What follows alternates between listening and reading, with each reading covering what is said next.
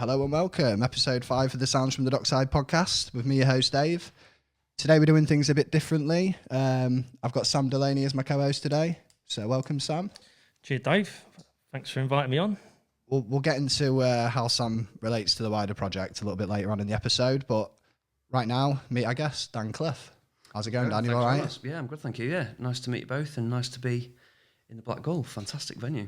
You've been in all over the place, haven't you, since you arrived? I have. If you haven't been, I would definitely recommend coming and checking it out. It's amazing. Very unique place, isn't chairs, war helmets, submarines. I'll be honest, you've only seen probably 30% of it as well yet. Yeah. So you've got a lot more to... I'd move in if I could. If you got any spare camp beds, I will come and stay here. I don't know. I've got all the good stuff locked up downstairs.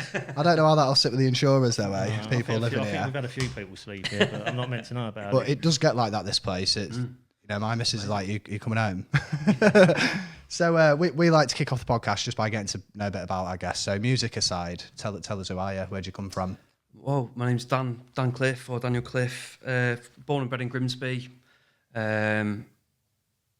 Just everyday normal human being, done various different things in terms of music, cricket, teaching abroad, different bits and bobs. It's just been one of those ones where I suppose my life's just been one step to the next and all leads into different bits. I've taught English abroad in Thailand, Italy and Spain, played music in different places, done different bits and bobs, played county cricket, just done whatever takes my attention at that time. I'll steer fully into it and then get bored of it eventually and then do something else.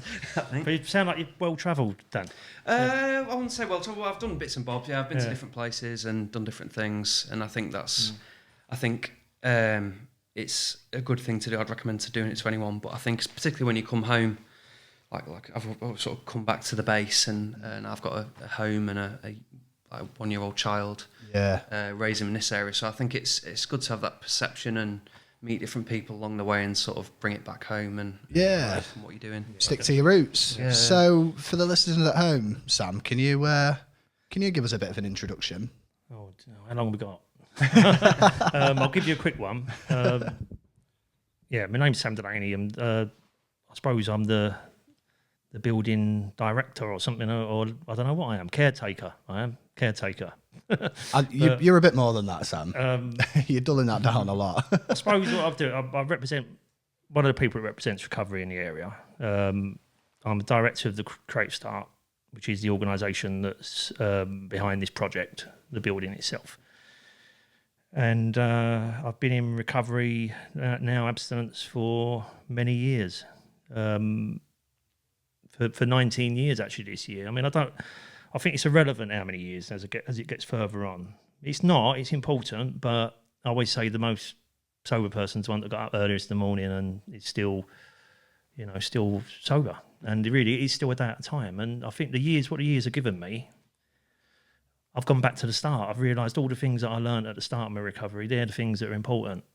You know, we all go through these stages of thinking that we know it all, and you know, I did after 5 years of recovery. I thought, I knew everything. I'd read all the books, and but as you move on, you realise that you know very little really. And every day that I come in, and every day that I work, and I'm really just avoiding creating distractions to stop me going back to old behaviour. That's what it comes down to.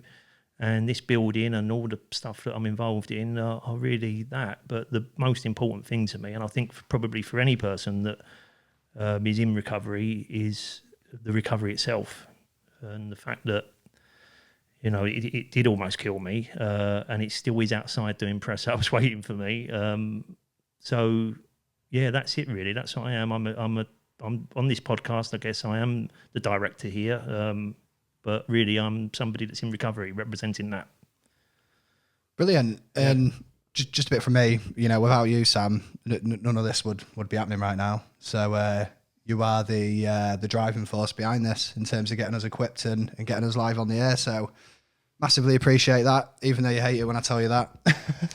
No, I don't. It's not. I don't like that. It's that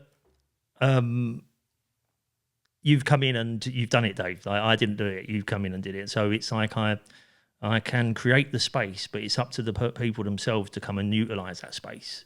You know, and that's all I do. I try to create the infrastructure. Yeah. But it's up to the individuals that come in, and it's there for them. It's to be shared. So I think you've done a very good job from my initial impressions anyway, of just creating a nice vibe to a place that feels like we've been chatting off camera before we started, and it just feels quite organic and authentic, and just a nice place to be. So yeah, congratulations.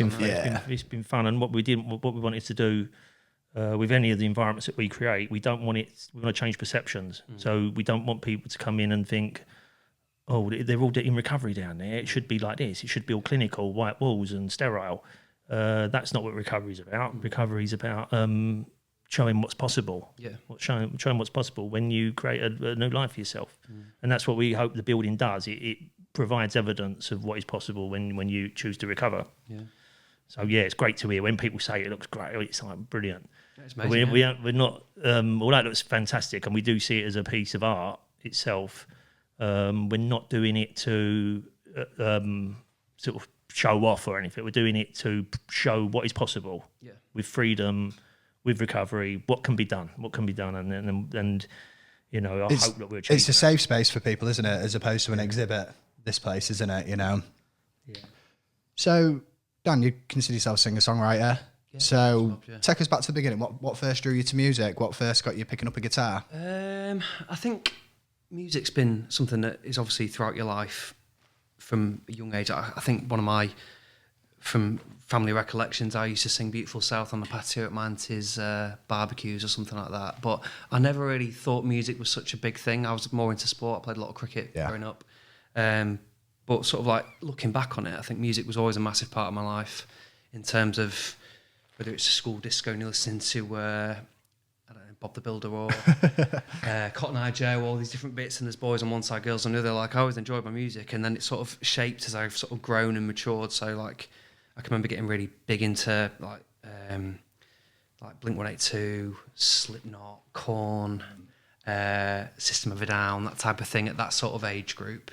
And sort of that was my identity for a bit. I was writing Korn on all my school books and rules and things like that.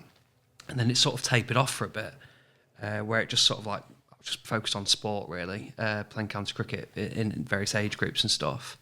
And then there came a moment in time where I got to about college age, and I can still vividly remember it. I walked into my bedroom, I had a TV on the cupboard top, and Pete Dockside was playing Beg, Steal or Borrow acoustically on Jonathan Ross, and something just like clicked. You know, when you just have like a moment where you're like, oh, something just resonated really more so than anything else had. And then from there, I basically picked up a guitar and sort of taught myself how to play guitar off the back of it. It took me a while to sort of figure out how to tune the strings rather than just play chord progression, chord positions and things like that. But I think from that moment of sort of like an awakening, a few years later, I was actually playing with him, and he was playing my guitar, that song, and I was stood at the side of the stage after supporting him at a sold-out gig with his like girlfriend or now wife, and being like, "How has this happened?" Where did you support Pete? It was in Nottingham in the Bodega. Yeah. So it was fantastic. It was just like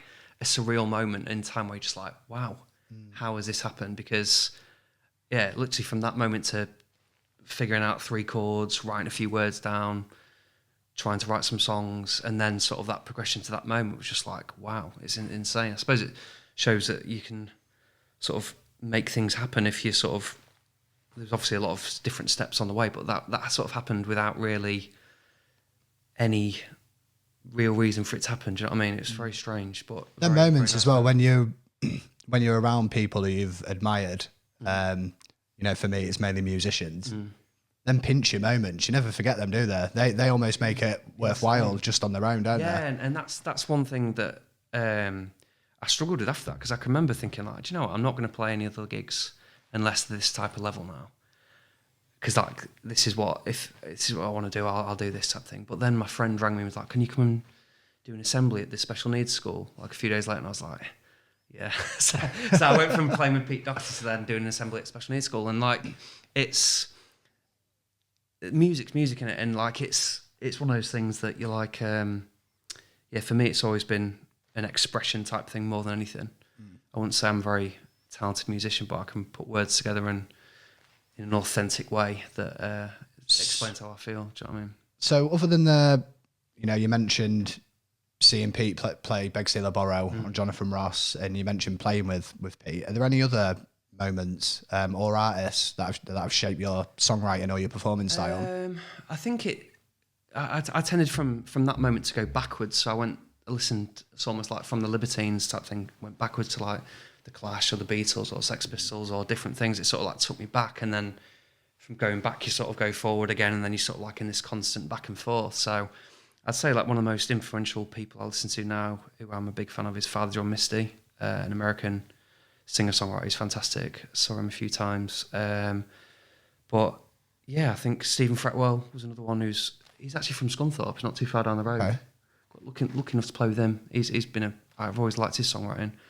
But I think for me, anyone who's just authentic and writing a song about how they feel or whatever, that for me is, whether it's 2 chords, 18 chords or whatever, if you hear something real, you can usually pick up on that and feel that, I think. But yeah, I'd say, I think it's very difficult to pin it down on one person. I think it's a sort of whole collective of music that has influenced my sort of sphere of songwriting, but not those. What's in your record collection, Sam? Oh, don't. A bit of everything, really. I mean, it's quite funny because I think when I was drinking, we had a bit of a laugh about it once. We said we could make a whole album about all the songs, like the Poor Me songs, where you sit there and you're drinking and you're feeling sorry for yourself, and you're listening to all that type of music where you are sort of in that sort of victim, the world's against me. But as I've got sober, everything, all that goes away. I mean, I've always had a lot of interest in all types of music, and I would say there's a real mixture of stuff there, real mixture, and stuff, the influences that I had that take me back to childhood, back to growing up, that are not all, like, I suppose, fashionable. But that's the thing with songs. I find it's moments in time. Yes. It's very difficult for someone to say, like, what's your favourite song? I couldn't tell you. I can tell you songs that meant moments to me at different points of time, and if I had like a montage of my life, that would be the soundtrack to it. That's it. And I like listening to music that triggers off some sort of feeling of nostalgia for me, because it reminds me of another point in my life. So last night I was watching the Top of the Pops thing, and it was like 1996. And I was thinking, I was 19. I was really sort of like in my heyday, so to speak, and everything was sort of, I was looking at it and I went straight back to that time. And you go straight back to the fashion. I saw them go, do you remember them glasses that they've got on there? Like, I remember having a pair of, and it just takes you back to that time. And then the next one was like the 80s, and then it takes you back to when I was, like a kid growing up. And I think that's what I like with music. It gives me a feeling. If it gives me a feeling, if I feel something, I'll listen to it. And then I think there's other types of music that you can listen to over and over again. Yeah. And it's still, I always found like The Cure was something I could listen to. It seemed to, like, when you listen to an album, you get an album and you listen to it a couple of times, you think, I've done with that. There's some bands that create music that you can go back to. Yeah. And you can listen over and over. I think, I mean, I'm saying The Cure, not because I'm a massive Cure fan, but that's just one that sticks out. If I go and listen to their music again, I'll get something again. Yeah. But there's quite a few. I mean, there's quite a few examples. I listen to music a lot, and I think it's really important. I come into this in here today, and there was no music on. I was like, "Can you get some music on, please?" Because that's one thing I've been really conscious of, like becoming a father now. Is like I've tried to expose my lad to as much music as possible, like a diverse range. It's important too. As from birth, he's been into his music, and I've sort of started creating a playlist already for him of songs that he reacts to, and it's really interesting to see. Like one thing he is a big fan of at the minute is Sleaford Mods. It gets him going, and obviously some of the language we're gonna have to probably take a view on that at some point in case he comes out with some different stuff. But like he's very diverse in terms of what he's listening to. He really likes some heavy metal music, and then he likes some like Spanish type music. It's really interesting, like how they react to it. I was going to say Sleaford Mods. I'm really fond. I've been to see them a couple of times, and they're quite unique. And they came in at the right time, and although you can see the influences, they're original and they're authentic, amazing, as you say. They're brilliant. But the lead singer, Jason, he stopped drinking. So many years ago in Nottingham, because I went to university in Nottingham, I used to play at a venue called the Rescue Rooms, and I played a gig with, there was Sleaford Mods, a band called Arse Full of Chips, who were a fantastic like comedy band, and a guy called Beans on Toast. Beans on Toast is still going really strong. Yeah. He's really good, really nice guy as well. But Sleaford Mods, Jason was just doing it on his own then before the other guy joined, and he was playing like Job Seeker and things like that. It was fantastic, and it was so unique and like single vision, that, like believing it's so good to see that they've been so successful. Like, it is really pioneered some different stuff and like really well respected and stuff like that. But yeah, he's completely sober now, I think. I saw some, he is sober, the View from the Bridge, those or Phone Call from the Bridge type things. He did one of those recently, I think. Sort of saying how like the morning's the best part of his day now. Well, you can convince yourself, like when you're drinking and taking drugs, that's called all the creativity is because of that. But when you see someone like, you know, like his name's Jason, isn't it? Yeah, Jason Williamson. He hasn't killed it, has he? He's still going on, and and you think of all the musicians. I mean, I remember David Bowie talking about being an alcoholic, and people don't really realise that. I think that I used to convince myself that if I was perhaps. I thought that all that, everything would change. My humour would go away. You think that if you get rid of that, people must think like that all the time. I mean, all artists, not all artists, but quite a few artists will use substances. And don't get me wrong, it can influence stuff, and it has influenced stuff throughout history. But you can also, it doesn't go away, just because you remove that. Yeah, it's just But one of the things, talking about my son, like I've got him onto the Beatles quite quickly. I think we should get Billy. We should get Billy on the podcast one day. Billy you would never get a word in. It honestly, his son is a diamond. He'd be such a great guest to have on. He's 9, but he went to me the other day. He went, Dad, I've got 1,500 or something like subscriptions on YouTube. And I went, what? I ran a charity. We've only got about 12. I went, I need you doing all that sort of stuff. Power of personality, yeah. But yeah, it's funny watching kids when they, he was Beatles mad. He knew all the songs like really quickly. The thing is, realistically, it's fantastic music. It is, yeah. I think if you actually, I can remember driving to a cricket game once and I sort of played the Beatles album to my mate, and I don't think he'd ever really listened to the Beatles. And he was sort of like, I don't think he was that much into music. But it was like a 2-hour drive, and I put this, I think it was it wasn't like a specific Beatles album, it was like Beatles Love. You know, the one that Love album, that's right. It carries into others, it literally, like, the whole journey, you could see him just go into this music, and he's been obsessed with the Beatles ever since. I think if people are exposed to it, you can't not like it. It's very difficult to like it. They're just... Kids don't have that... they don't have that ego where they're like, oh, I'm not going to listen to that. You know, exactly, that's not for me. They don't have that. It's like, it's so pure, isn't it? Like my little girl, she's 8 now. When she was about 5, she just grew this unhealthy obsession with Stevie Nicks and Patti Smith. To the point where I was like, bloody hell, she's got it on so loud, going in the room, turn it down. She was completely obsessed. But she can go from listening to that to dance around the house singing Taylor Swift. Do you know? It's so pure for children. They take it in verbatim. There's no ego blocking them enjoying that music. Yeah, that's what I've found really refreshing with having like Austin. Is like we haven't got a telly. We've purposely tried to get rid of a telly, but we'll put on like Radio 4. We'll put music on the radio. We've got like a little vinyl player that does a few different other bits. And when a song comes on, he'll sit in front of it. And he'll rock and he'll enjoy it. And it's so rewarding to see. Literally like Radio 4, he's like some classical orchestral piece and he's loving it. And then you can go on and he's dancing to like System of a Down or something.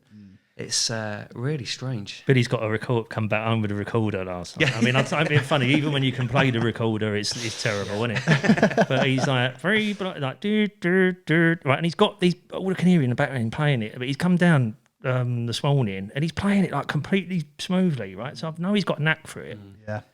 But I've always said he's always had a knack for performance, my son. He's not a football He's very player. confident, isn't he? He's very confident. He's got that confidence that a lot of our family, because there's quite a few actors and musicians in our family, and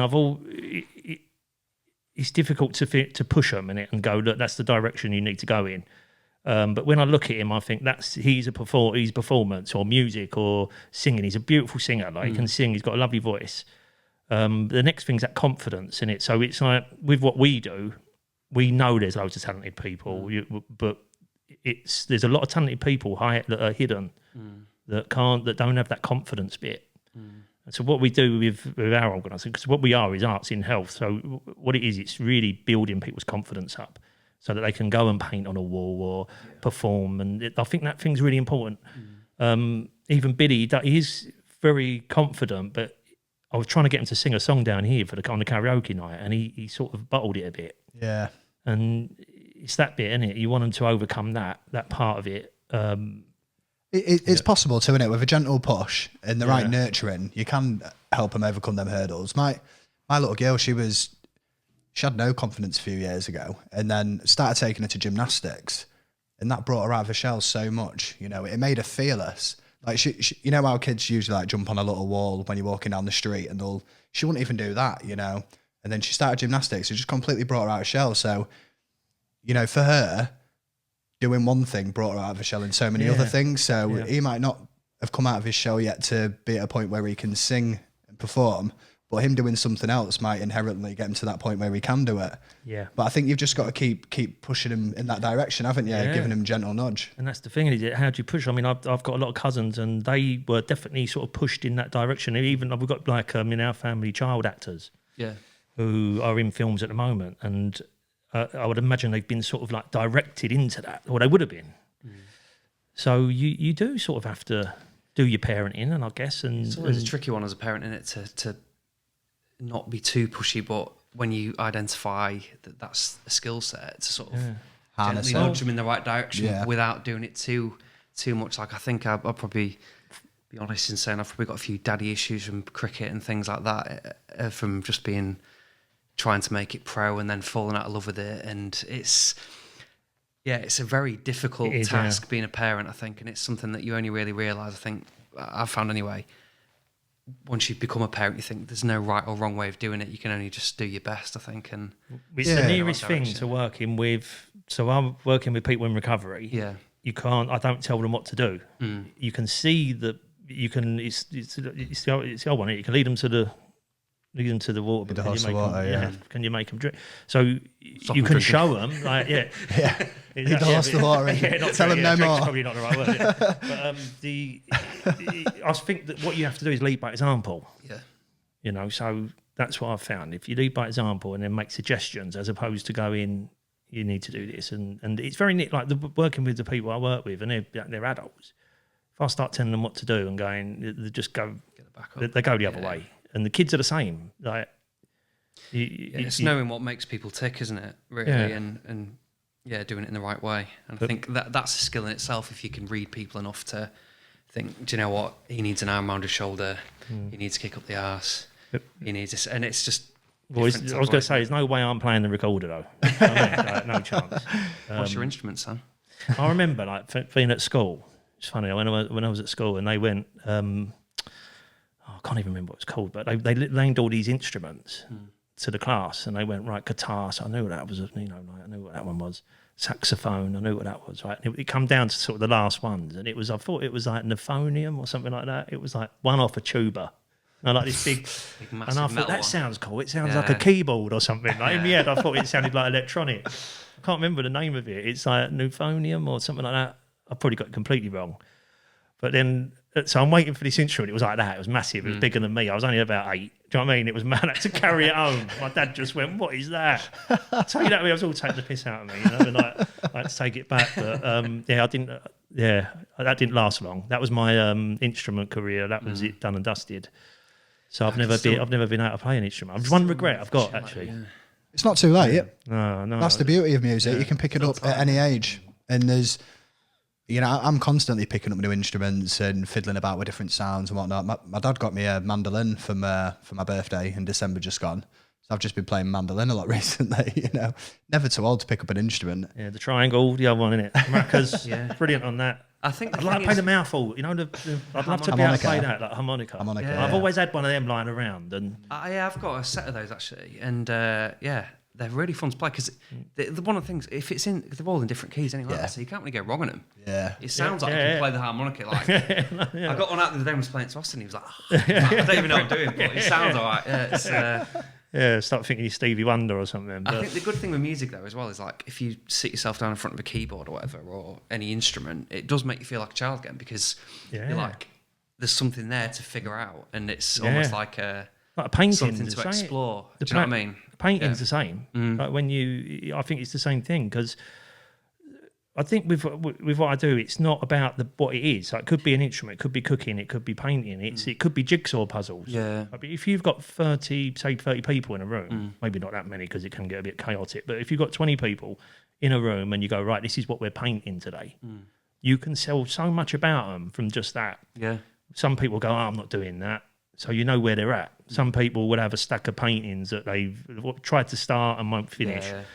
Then there'll be others that want to paint the like the Mona Lisa in one here, and they've never painted before. So they're like someone who just starts with scribble and takes it from there. Yeah, and then the best ones are the ones that just take direction and go. And I'll say to them, keep it simple. Just keep it very simple. Get one completed and get one done. And when you get someone like that, you can see that they're on the right track. So you can tell a lot from people when they're, whether it be an instrument or whatever it might be. It's amazing how many tells we've got as people, isn't it? Just in terms of how we go about stuff and how we go about things. But I think the thing with music as well is sometimes, like, when you get into it, you can try and think, I need to put more chords in or more chords, make it more complicated. But sometimes, actually, the best stuff is the most simple things. Yeah, and sometimes you've got to take stuff out to actually get to where you want to be rather than try to overcomplicate it. If you have something we all No. Yeah. It's very easy to overcomplicate something, isn't it? But I find the best music we write as a band, and as myself really, is when it just falls out of the sky. Do you know what I mean? Where you haven't really had to work it at all. I've got a couple of them on at the minute, just songs where, you know, I've got this riff, and then 15 minutes later you've got a verse, chorus, and you're starting on a middle eight. You know, them organic songs, they're always the best ones. Yeah, it's like a waiting game, isn't it? You just got to wait for them and sort of be like receptive to them. Where do they come from? It's the old saying is that simplicity is the key to excellence, and it is. I mean, if you look at you'll see things and you'll see an artist, and you'll think, oh, why didn't I think of that? It's so simple. So yeah, the simple stuff. It's the same with recovery. Like with the simple things. I always go back to the simple things. Keep it simple. That's what one of our sayings. So. And it really, the simplicity is always, for me, is always the best. But if you start complicating it, for me, I start getting overwhelmed. And it's the same. I think it's the same. All these things are linked together. It's the same with everything, with music, with painting, with the way you live your life. I think it's the same. Like, if you have simple principles that you live by, you want to be okay. Well, it's going towards a certain direction. Aren't you? Taking out the distractions. Yeah. So, a question for you both: How do you think music and art? How, in your opinion, how does it serve as a form of healing and self-discovery? Not just for people in recovery, but for people who aren't in recovery too.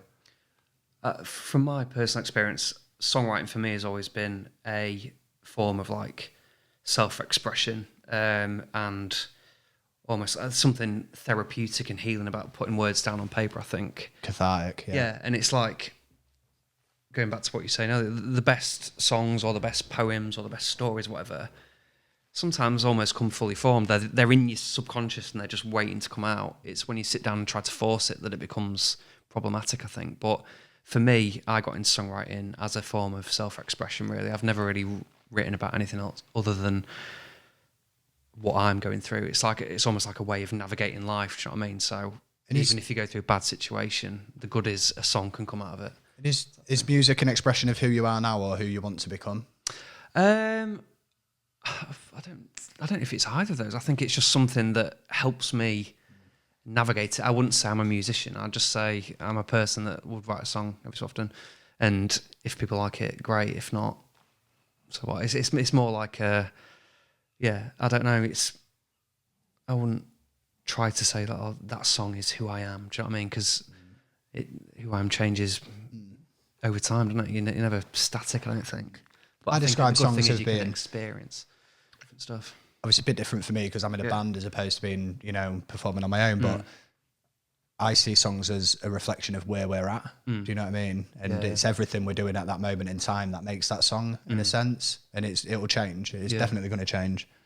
It'd be sad if it didn't. It'd get boring, What's strange with songs though as well is like my first album, when the first songs I started writing, like were just very simple acoustic songs. And my dad would always sort of say like, oh, they're not very fast, are they? But now he's like, I really like your first album. And it's like, well, I feel like I've outgrown that first album, but they're like a moment in time that sometimes when you're playing feels uncomfortable to open, or you feel like you want to move on from that. It's a difficult thing, I think. You have to evolve, though, don't you? I think as any creative person, you've got to keep changing. And I think then people go, they start to get used to what you're doing. Yeah. And then you go off in a completely different direction. I find that for me, if it starts to feel like work, I change it. Yeah. And creativity, I think for me is like a fill in the void. Sometimes I feel like I'm empty, and I need something to fill it up. That's why I had problems with things that weren't as good for me, because I wanted to fill that up, that thing, that hunger. I can genuinely say the most. I thought about this over in the past as well. I think one of the most satisfying things is creating something. If you write a song, or you do something like write a story, or you do a painting or a drawing that you're really satisfied with, that is happiness to me. It's really rewarding. It's purpose, I think because the thing I compare it to is that I did use. I remember you asking me before the podcast, am I an artist? And I said I think everyone's an artist. So there is that thing of everyone's an artist, whatever that might be, because art is everything as far as I'm concerned. Anything that you're creating is art. Or else is the other thing is I could say, well, I'm not really an artist. I'm like a painter, or I'm a cook, or whatever, because I don't look. It's a funny word to me. It's just a funny word. So, but I've always had a desire to create. Even when I was at school, when I was younger, it was always there. Would you say it's like you're compelled to do it? Because I say it all the time. I feel compelled to do it. I feel like I need to do it. I need to do something every day. Yeah, if I don't do it, I start to get unwell. So in terms of, I start to get distracted. I start to what we call sort of act out. If I'm not, I get excited in here when someone says to me, Sam, can you buy a kettle for the room at the back? And I'm thinking, oh God, I've got to get a kettle. And I don't just get a kettle, it's got to be the right kettle. Yeah. And it's things like that. I have to have that. I have to have something that's making my brain tick over. It doesn't have to be painting. It could be anything that's is creative. The enjoyment, the pleasure I get out of it, because I strive for purpose. I like purpose. I like having purpose in my life. But what I do get, so if I'm painting a mural or something, it can be a long slog, right? And it can be like the planning of it and everything else. There's one on them walls there that I haven't done. That's there ready. I've drawn it all up, but I haven't done it. So when I get around to doing it, the pleasure comes towards the end, right? So as I can see the final line, I start to get this thing where time moves. It feels like time moves differently. I've got to get back to canvas painting, because that is the thing that I miss. When I was painting the canvas, there was a period of time, and I did get obsessed with it. I was painting all through the night, and there was a period where time moves differently. You're in flow. You're in a flow state, and then that is just I love that. I don't know if it isn't pleasure as in what I used to get from drinking or taking drugs or whatever. It's a different type of pleasure, but I think that's in the soul type thing. It is, and there's a little bit of towards the end, especially with the mural things. There's a sense of accomplishment, and especially when you're working together. And I think like if you're in a band, you'll understand that. If you're working on your own, it's a similar thing. But you get this moment of it's almost there. It's almost there. I can see it, and it's fleeting. Like then you want to, but it's there, and then you see it done, and then you're looking for the next thing. Yeah, and that's the thing, isn't it? It's always what's next type thing. That's one thing that I found, because obviously I play on my own the majority of the time, but I've been lucky enough to have like a band, and when I've recorded the albums, my good mate Chris Caford, who's a really established musician, he plays in a band called Roller Tomasi. He's toured the world, just a fantastic guy, the most down-to-earth, lovely person. I'll tend to just write an album, go down to London, stay at his, we'll record the music, and that feeling of like, once we've like bunkered away for a weekend and got it down, and he's added all his little touches and his guitar lines, and I'm like listening to it on the train home, like that feeling is like, wow. Because for me, like, obviously write songs at home on my own, but when you work with someone who just gets when you and immortalise them as well, and yeah, it's just like, it's so rewarding. You're getting me so excited, mate, because I'm in the studio in 2 weeks' time, and we're there for a full weekend, and it's residential as well, so we're staying at the studio. Amazing. I can't wait just to lock in, just 12, 14 hours. Yeah, it's nothing better than it. Like that, I can literally remember. I'd probably say like one of the happiest moments in my life, like, is like getting on a train and listening to what you've done, and sort of like just looking out the window, thinking, "Wow, I can't believe we've just done that." And it's like, wow. Then you get the invoice and it all goes away. And that's what I mean. Like when you say when you were talking, because I picked up on what you were saying earlier, where you said you was working with a well-known artist, a well-known musician, and then you went back to something that was sort of community-driven. Yeah. Right. So, and I think that for me, this building here and everything that I've done, it had to be more than just sort of like kudos or raising my profile or pound notes. Like, it was never that.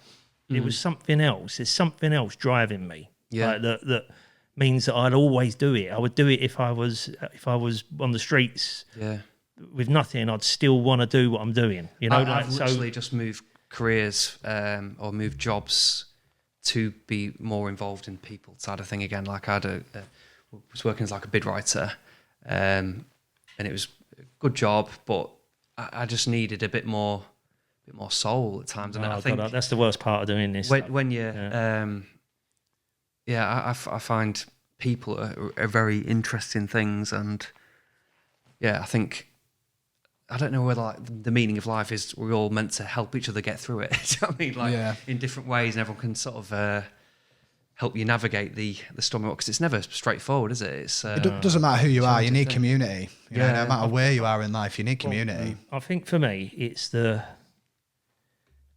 I'm not a dude. I know I've helped a lot of people. I know I have. But really, like, it's about me staying well, first of all. If I'm not well, I can't help anybody else. Well, yeah, you've got to be. But I don't have any expectations, right? So I don't want people to go, because I've been helping people in recovery, which for 19 years. So it's like, if I had expectations, I mean, I found people dead, and it's I would say about 80% of the people, well, it definitely is over, probably more than 80% of the people that I got well with are dead.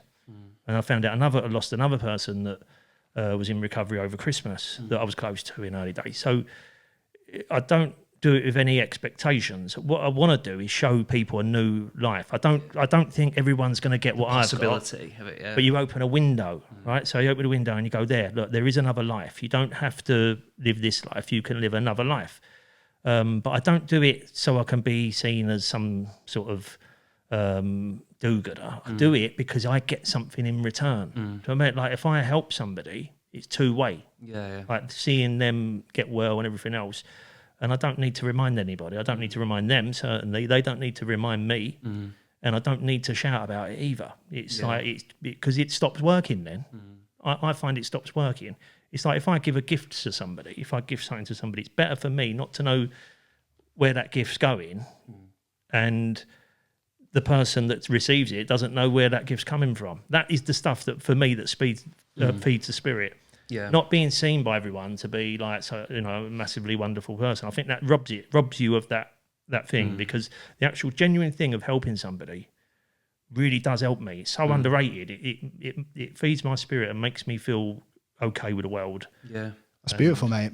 I think it's one of those things as well, just like a simple little gesture at times can be a massive difference in someone's life. You never know what someone's going through, do you? Like what day they're having, or what's going on at home, or all these different things. Just simple little things sometimes can be. It's hard though. You've got to be realistic. You've got to be realistic. Do you know what I mean? I'm a flawed person. Oh, I mean, I've had to have a lot of. I've got to have a lot of tolerance. Sometimes I want to, I'm not the person I was when I was drinking. No, I'm not. I'm so far away from that, but I still am. and I've had to have a lot of tolerance in my life and everything else. And I'm realistic, you know. I don't expect people have short memories. You can help people, and they won't thank you. And you've got to be prepared for all that. Particularly in addiction, and that's like people get pretty selfish, don't they, as well at times? But you've got to get selfish. I had to get selfish. I had to. Selfish is in self-love, self-care. You know, and where if I don't have that, I'm no good for anyone else. So, but it's I come first. You know, and then if I'm okay, I can hopefully help somebody else. Yeah. No, 100%. So what role does community play in your life as an artist? Do you have a community of musicians around you? Or I think, obviously, Grimsby has got a good music scene now. There's a lot of talented people in this area and a lot of hardworking people and a lot of good bands. And I think the reality is it's just a hard industry. It's like I think you do it for the love of it more so than expecting to make money and fame and fortune, do you know what I mean? But I'd say there's a great community of people like Sam, who's obviously playing with later today. Shout out Sam Simmons. Sam Simmons, fantastic songwriter, amazing singer, one of the hardest working musicians I've ever met. If not the hardest. Yeah. His work ethic is insane, and it's like fantastic. But there's so many nice. What I like about it, like Rob Bywater as well. I remember when I first started playing gigs, Rob Bywater got me involved and things like that. So I think there's a nice community of people, and everyone knows each other and everything. It's all like really nice and pleasant and stuff. But I think it's just hard. People just see it as like local music at times, and it's easy to look down your nose at local music, isn't it? When realistically, every big band was a local musician somewhere or a local band at some point. Going back to two things you said, it's funny you mentioned Rob Bywater because he really helped me in the early days. His songwriting's fantastic. He's a great guy as well, Rob. But the way he brought us on when we was younger, you know, I can remember he put the Finest Hour booked my first band, the Allies. We was 15, was at school. He booked us to open for them at the Spider's Web. And some of the stuff I was messaging him, like, do we need to bring our own microphones? And he's like, no, it's all right. But he never snapped. He never looked down at us or anything. It's like he saw that in us. You know, it'd be good to get Rob on this because he must have helped so many people locally. He's such an underrated artist. Like, his songwriting's fantastic. His latest album's really good. Rob Bywater and Somethings, I think it is. His band called. I hope that's right anyway. But yeah, he's a fantastic guy, and yeah, there's a lot of talent in this area, and I think it's sort of like reflective of the area we live in. It's like there's a lot to be said from living around here. People have got stories to tell and insights on the world. It just might not be the most glamorous place in the world, but it's still of note. Do you know what I mean? One thing I've noticed about the local music scene at the minute as well, and it didn't used to be like this when it sort of peaked about 10 years ago, 12 years ago, but everyone wants to help each other at the minute. You know, like this project, everyone I'm reaching out to is getting involved, you know, and each other, you know. I was speaking to someone from a local band yesterday, and it was just on about they've been mail shot in some venues and they've not had much luck, and they wanted to know what are we sending out to venues to try, you know, and everyone's really open and sharing that information, whereas before people had that famine mentality where there was like, we can't help anyone because we need it ourselves, you know. And I don't think that doesn't help anybody, does it? No. You want like a scene, don't you, really, where everyone's swimming in the right direction type thing. And it's cliche, but together everyone achieves more, don't they? Well, you want to be inspired by other people as opposed to being threatened or in competition. You should be looking at each other. Should and going, be healthy challenge. When creativity really does sort of manifest itself. If you're feeling like it's because I believe in sharing it, it, and I think if you fall into the thing of if I share that, it will be of my detriment. I think you've got to get past that. Yeah. Because I just think it helps creativity in general. I mean, I know with Grimsby's perceived as being like we're saying, like an area of depravity. Like there are, it's not got a best reputation, is it? But I think that if you look back in history, they're the places that did have the most creativity because you want to escape it, didn't you? And if you can't escape it physically, you escape in another way. Yeah. So it can be them, it can be the most creative areas in the country, can't they? Where there is, I think that's where the area's sort of kicked on a bit as well recently with like like venues like yourself that's community based, but also like Docks Academy, bringing artists to the area, giving people a spotlight to support them. Like they've been really good with me. I've played quite a few gigs there now, and then played at Docks Fest and stuff. They're fantastic. But also the fresh catch stuff they're doing, where they're getting like notable local bands, putting them on the same bill. And if you're selling out Docks Academy or filling a room, whether you've done it on your own or with 2 other bands, you've still done it. Do you know what I mean? Yeah, exactly. It's experience. Yeah, Isn't it? It's all experience.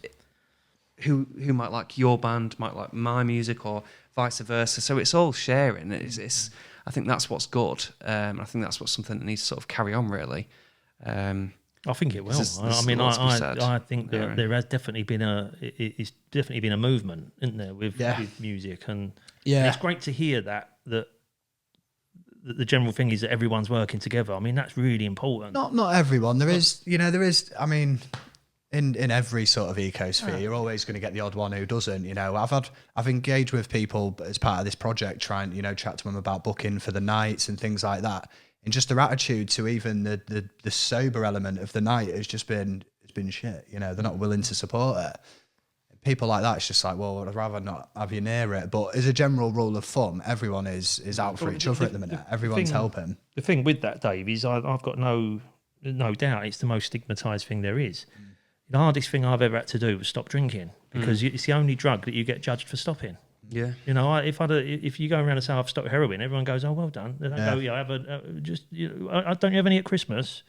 So you do get judged, but I still think like a drinker. So when Dave came in and went, "We can do a sober night," I thought, "How's that going to work?" So I know how them people think. So I know how people going, "Well, I'm not going to do that." I would have been one of them. I would have been one of those going, "That's not going to work. I'm not interested in that." But that kind of says more about them people than it does about the project itself. The irony is they're probably the people who need to come and see this place most. Well, it could be that, because that was me. That was what I was like. That's why I'm really intrigued about the gig tonight, because I don't think I've ever played like a sober night. So obviously played school assemblies like we talked about earlier, so I'd assume everyone's sober there. But round here, I won't be so sure, mate. Well, yeah, it's sometimes like I'm sure it'd be lovely and everyone just be nice and attentive and there in the moment, as opposed to. Well, I don't think it's been done before that. So I've seen it working, and I was probably more surprised than say someone like Davies. And I'm in recovery. I don't drink, and I don't drink out of choice these days. I see it out of choice. You know, my life is miles better from not drinking. I mean, I think when I was drinking, I missed the chaos of it all. But my life was, honestly, it was so mental. Like I couldn't. I just couldn't navigate properly. I couldn't keep anything in perspective. I lost complete control of my life and where it was going. And no one took me seriously as a drunk. No one takes you seriously. When you're sober, people listen to you. And my life now is so much better.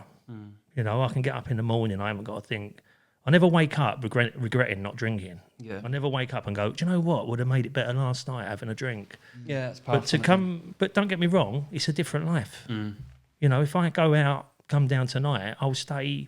I might do a couple of hours, or I might do an hour and a half, and then when I want to go home, I'll go home. Yeah. If I was drinking, that's it. I'd be out for 3 days. Yeah. Do you know what I mean? And I would keep going as far as long as it'd take, because I had a problem with, not a problem with drugs and alcohol. I had a problem with reality. I had a problem with being sober. That's what I had a problem with. And I think that's probably one of the biggest things as well, isn't it? It's like, if you can live in moderation and I'll have 1 pint or whatever, and it's not an issue, and you just have a nice laugh with your friend, a nice chat, and it's not like you don't think I want more. It's when you want more or like nothing's enough, that's when it becomes a problem. So I think, like, I love going to the pub. I think it's great when you meet some really interesting people, but there's also the dark side of drinking or whatever, where you can just get surrounded by people where the only thing you've got in common is you drink together. Well, and it's like, have you that much in common, or are you just drunks together? Do you know what I mean? It's really a lot of when you're, you know, when you are drinking, when you are doing stuff, that's how all your friendships turn out, isn't it? It's just, I mean, you know what I mean? When we have a saying in recovery, we change one thing, everything. You find out who your friends are when you're in hospital, or you know, in prison, or you know, but when you stop, you have to change all the people that you knocked around with. That you realise that them relationships were built around that habit, bad drink. Yeah. And I was one of them people that he would be. There was always in a group of people that go out drinking. There's one who's a little bit madder than the others, hey? Yeah. And once that person goes, I'm stopping. It's like, oh, who's going to be that person now? Yeah. Do you know what I mean? We don't want that. Who's going to be? And then someone will fall into that place. But I mean, you see it so much. I've seen it both sides, so I know. But if you look at the music industry and you look at the entertainment industry and you look at longevity, you look at someone like Elton John who's still performing now. Yeah. Well, he was performing recently there was a thing I watched on telly. He'd been dead. Do you know what I mean? No doubt about it, he'd be dead by now. And you look at all the people that died from addictions, like Kurt Cobain, the 27 Club, like Jimi Hendrix. Great, like think of all the music that would have been there if they'd have gone, do you know what, I need to deal with this. And then there's a number of musicians. I mean, there's an endless number of musicians that have gone, I need to stop. No, yeah. Well, I think it's one of those things there where like drinking sometimes, like I say, is probably to deal with reality or because you struggle with different things and it's a mask to coping with that. And it's how long you do that before you realise that that's not the answer. But I think it's particularly in the arts and music and things, it's a very common trait. And like, particularly when you're playing early gigs, whatever, it's like, oh, we can't pay, but we can give you a few free drinks, whatever type thing. Think of the and exposure. You're not gonna want, like, can I have 2 bottles of water, please? It's like, yeah, I'll get something. I'll still get people getting me bottles of wine for Christmas and all that. It's just a normal thing. It's like, but yeah, I just look at the boat. I don't care who drinks. That's the thing. I don't care who drinks. It doesn't bother me, but people go out and get, because I can't judge people because I've drunk enough to sink a battleship, so I can't judge anyone. But I don't think it necessarily makes you a bad person either, just because you've got an addiction. It doesn't mean you're a bad person. It just means that you've got an unhealthy mechanism to cope with. Yeah, well, that's another podcast altogether. But the thing with it is, I believe in choice. Like so, the people that do that, like my mum, for example, she doesn't drink out of choice, not because she's an alcoholic or has a problem with it. She just doesn't want to drink, and she would like to go somewhere sometimes where she's not pressured to. By other people, because it's one of them things. It's one of them drugs that people pressure you all the time. Is your mum heard about Sounds from the Dockside? It's a new live music event, sober. Well, she lives quite a way off, so I'll get her over. I've no doubt she'll be here at some point. But it's for people like them as well. And I just believe in people should have choice. Like people should be able to. There should be more choice for people, and it's not for everyone. I get it, but it's like pubs, isn't it? One pub. You go to one pub and you think, oh, I don't know if I fancy this. Well, you go to another one, don't you? Like, it's not... I do think the thing is with pubs, though, like, it's a place to have a chat with your mates. Yeah. And men, particularly, well, some of them have an issue with opening up. A pub can sometimes lubricate that conversation. But it comes down to choice, doesn't it? If there's nowhere else to go where you can just have, like here, where it's sober, you've got the same environment, or aesthetic, or it looks nice, but without that temptation, it's like it's just people aren't used to doing it, are they, I suppose? Well, the thing is, I believe in the pubs closing down. Like a lot of the pubs closing down, got rid of that community aspect. Right? Because I think that addiction, if you look at it as addiction, because it doesn't matter if it's drinking, whether it's whatever it is, it wants you alone. It wants you on your own, and that's when problems start happening, when you isolate. When you avoid, you know what I mean? I used to run away from everything and avoid everything. And I mean, once you on your own with just that, because it's like a relationship. That's what it is. So when these things start breaking down, these things like where people get together and communicate, as you say, like it means that people are isolating at home. So now they can drink at home and get wrecked, right? Whereas they used to be able to go into a pub and talk about what was going on, right? So I'm a big believer in that's one of the problems, because when the addiction becomes a problem is when people are isolating.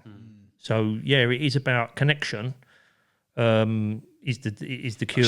Is the cure? Connection is the cure to anything really, and it's definitely the cure to addiction, because when I'm around people that have shared that life experience or gone through similar things to me, I feel like okay again. I feel like I don't feel disconnected. I don't feel on the periphery of life. I feel like I'm part of something again, and that should be available for everyone, whether you drink, whether you whatever, you know what I mean, whatever you choose to do. I believe in freedom and freedom of choice, and that you should be able to access things if you are from a particular type of community. Do you think if societally, you know, if tomorrow all drugs was decriminalised, you know, everything, do you think addiction would drop, or do you think it would get worse? I think it's to be honest with you, I think that it's simple, but there's so much grey area, and I float from going actually legalise everything and educate people. You know, if you put all the drugs together. And believe me, I've tried pretty much all of them. And if you put them all together and you put them in a lab and you went, right, these are the dangerous ones, and you labelled them all for danger, alcohol would be right over there. Yeah. You know what I mean? So it's about... It's one of the most destructive of them all, isn't it? Yeah, of course, yeah, and it's a poison. That's My friends have told me that magic mushrooms are quite good and they've got spiritual benefits. Yeah, exactly. So alcohol's so dangerous that everyone has to water it down with orange juice and everything else because it's so dangerous, right? So... But the point being, like, again, I love drinking. Don't get me wrong. I used to drink like a maniac, and people were actually more impressed with my drinking career than they are with my career now. So, yeah, don't get me wrong. But the point being is, with education, if you educate people, I don't think it's about saying to people you can't do it. I think that's part of the problem, because some people are sick. Do you know what I mean? I was ill. I mean, I weren't well. Like, I wasn't well. If I drink again, I'm going to be unwell quickly. You know what I mean? Very quickly, I'm going to be physically, mentally unwell. It's like having a peanut allergy. You know what I mean? Like, if I go, and I've heard that said the other day, if I've got a peanut allergy, I don't just have one peanut. Someone don't go, well, just have one peanut. You know, if I have one peanut, it's going to make me ill as well. With alcohol, it's like, oh, you're all right now? You're right now. Yeah, and it's like, I'm wired up. Yeah. I'm wired up. But you'll try and kid yourself as well, right? It's all about justification. Try and kid yourself. Say, I'm all right now. Do you know what I mean? Yeah. I've done 3 weeks, you know? Yeah. I think the biggest thing with anything is self-awareness, isn't it? And knowing how you work and probably recognising it as soon as you can to actually... Calling out your own bullshit as well, isn't it? Like I said earlier about like, you can escape it for however long, but until you... back away and look yourself in the mirror and be like, that's what I mean. Yeah, the problem's in the mirror. Yeah. Like, the problem's always in the mirror, and whatever you do, the problem's in the mirror. And I just believe that there's a lot of mental health at the moment. People being diagnosed with, you know, things like ADHD and depression and anxiety and all these things. Right, every addict I know has all that underneath. Right, but at some point they've gone, I need to do something myself. Do you know what I mean? And I need to remove this or remove that, and then see what happens. Right? And if it's still there, then I know that I've got it. But if you're going, I've got ADHD, and you're sniffing coke every night, well, you know, perhaps try removing that first. Get to a baseline and then reevaluate. Or vice versa, if you're depressed and you're going to the doctor and going, I'm depressed, but you're drinking every night, then you can't have both. Like, you can't. There has to be. At some point, you have to remove something. You can't put the cart before the horse. I mean, you can't start dealing with all your mental health problems. I think everyone wants to be diagnosed these days. I mean, because it means it's avoidance again. I haven't got to do anything myself then. I don't have to stop drinking. I don't have to do this. But I was terrified of stopping drinking. Terrified. Someone said to me, in order to get well, you've got to stop drinking. I was like, what? I thought my life was over. So I get it. I get it, but it doesn't change it. You know, if I had have carried on drinking, I'd be dead. I wouldn't be sitting in here talking to you guys. So, and I believe that people should have an alternative and then be educated. So the answer to the question is, I believe in freedom of choice. Yeah, me but too. Also freedom of choice with education. Yeah. You can do that, but this is what's going to happen. Yeah. You know? I think it'd be better off investing, you know, think about the amount of people who are in prison for non-violent drug crime, you know, the amount of money would save if the public purse... If that you know, that money could be redirected to somewhere beneficial as opposed to keeping people locked up.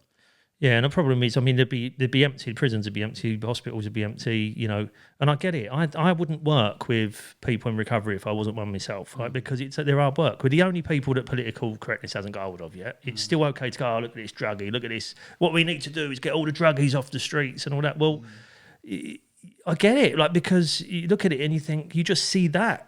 But you don't see the fact that probably most people on our drugs have been sexually abused when they were younger. Yeah, it's the addiction and all that. And they are symptom of their social. Well, they're the victims they're victims of abuse. But it's okay to go, oh, we don't want any bloody paedophiles and we don't want any people like that in here. But no one looks at the victims. Right? The victims are, a lot of the time, are the people on the streets that you see that are ill, that are sick. Now, you can look at it as criminal, as in a criminal way, or you look at it as in they're ill and they're sick. It's shocking, really, because, I'm quite into my politics, and, we've just been through a general election last July.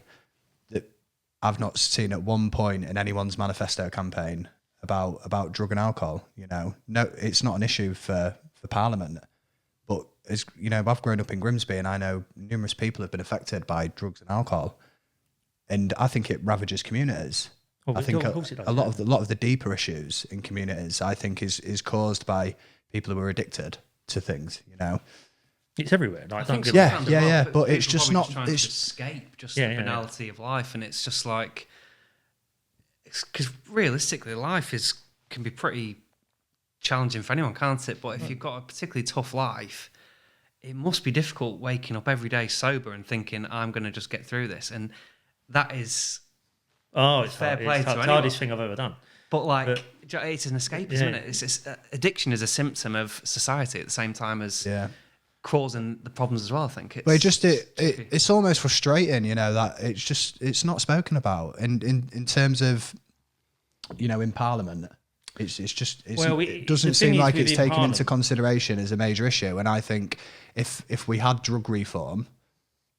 But proper drug reform, I think that would change a lot of issues. Not to mention the economy it would create in the UK.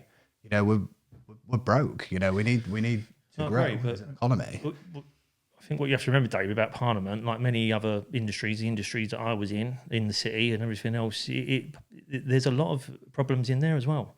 Now, our thing is about normalising it. It's not a poverty problem. Addiction isn't a poverty problem. There'll be judges, there'll be doctors, there'll be solicitors that have this problem.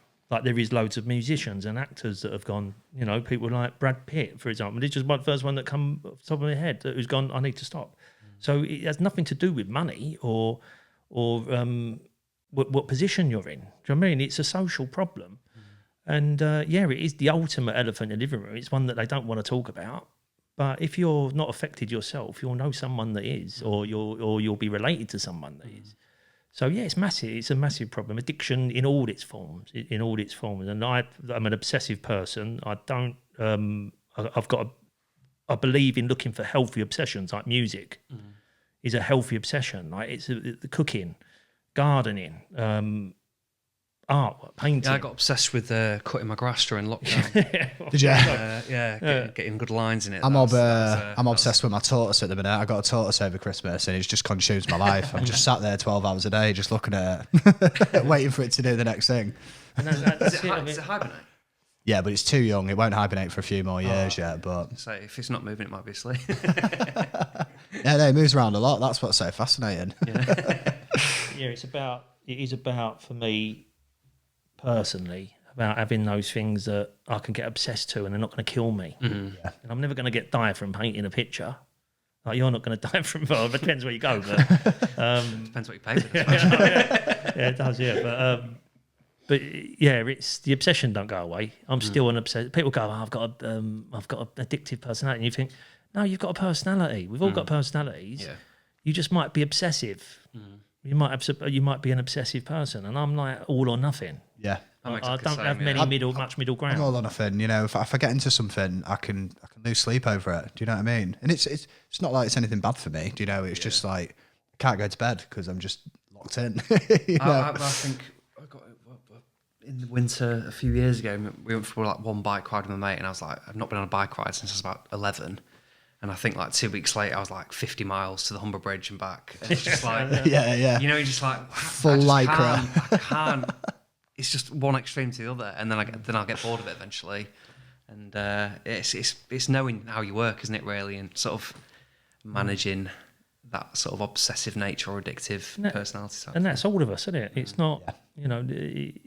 I've learned so much in recovery because I've really been forced to. I've learned to learn about the human condition, because it was about life and death. Do you know what I mean? So I've had to learn about it, but it applies to everyone. You know, the principles that I've learned apply to every human being. They're not specific to people that are recovering from addiction, and anyone that's in recovery will tell you that as well. Well, I think the thing is with addiction as well, you see workaholics who are just obsessed with work. So many money. Yeah, Money is a big one. Food, porn, Online, everything. Online shopping. Social media. Online shopping, but I was spending a load of time like buying stuff online and then getting it and feeling empty. It all makes you feel empty. It's all trying to fill a void, isn't it? Ultimately, I think there's obviously and leaves you feeling empty. I don't think it gives you that thing that we're talking about earlier that you get with creativity. So that thing you're talking about when you was on the train and you felt watching the work that had been done and listening to it, and that I see it in your face. Like you were like that was fantastic, and you can see that thing that we all want to feel, right? I don't think you get it from likes on Facebook or online shopping, or you don't. You get it. No. It's deeper than that. More than that. It's that earned, delayed gratification. Like there's nothing that can make me dribble on myself other than me playing guitar and getting into that zone. Do you know what I mean? Where I will be that into it, I dribble on myself because my mouth's slightly open. There is nothing else that does that to me other than playing the guitar. You know. You can see it all over your trousers. Isn't it? Yeah. Oh, that's vape juice. That's vape juice. Right. I've really enjoyed today's conversation. Yeah. Thank you ever so much for coming on, It's Sam. lovely to meet you, Dan. Nice to meet you. I hadn't met you before, and I don't think Dave had that. But I don't think I have. I think in passing, first time we've been properly introduced. But it's not really nice to meet you. And have a good. Thanks for letting me on. I know I can talk a lot, but it's all right. I've really enjoyed it. I've really enjoyed it. Definitely do it again. It's good to be back on one. I haven't done one for a few years now, so it's been nice to. Thanks for inviting me on. You're very welcome. Tonight, and I'll be here tonight. Yeah. One last thing before we go. Who should we be listening to? What, locally or just in general music? Just tell us. I'd recommend Father John Misty. He's an American musician, but I found him, he's very prolific and is someone who I've really related to. Who should we listen to? I don't know. It's difficult to say. I think whoever resonates with you, just listen to as much music as you can, and then. This is the selfish segment where I'm just getting new artists to listen to. By the way. I don't know. I find listen to me. Listen to me. Daniel Cliffe on Spotify. But no, I think the best thing you can do is go out and find it yourself. To be fair, just go and give music a chance, type thing. One thing I miss, I used to work in a music venue in Nottingham, and I'd see all the bands coming through, and they'd be like, I remember like working like random night in the 1975 of playing. And you're just behind the bar pulling pints, or there's just all these musicians coming through, and like I was so up to date with it all, and it was great. But you need to just go and see it yourself. Like it's so hard. There's that much music. It's very difficult to keep on top. But I don't know. I honestly don't know. There's that much. Well, there's one for me to listen to. But thanks again, both of you. Cheers, Dave. Cheers, Dave. Cheers, Sam. Cheers, Dan. All the best. Nice one. If you've enjoyed what you heard today, please hit the like and subscribe button.